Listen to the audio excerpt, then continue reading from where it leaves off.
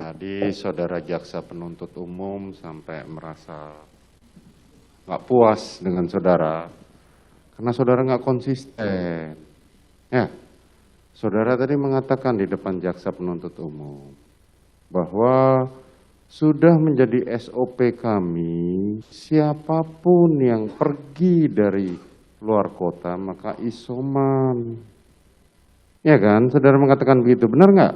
Betul. Karena di rumah ada bayi. Kan saudara begitu datang masuk langsung PCR, betul kan? Betul.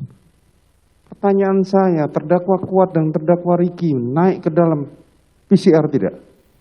Saya tidak tahu yang Tidak mulia. tahu. Ya memang saudara jawabnya tidak tahu terus. Lanjut pengacara Karena- dari penasihat hukum apa? Mohon Kuat. maaf, izin yang mulia menjelaskan.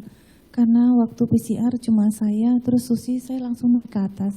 Jadi untuk yang Lah lainnya saya iya tidak artinya kan mengetahui. saudara nggak konsisten dengan apa statement saudara. Saudara mengatakan sudah menjadi SOP.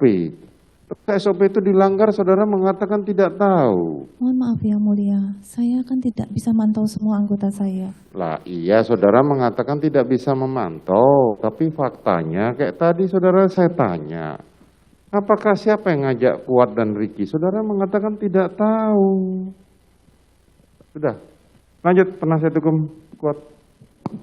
Terima kasih yang mulia. Saudara saksi.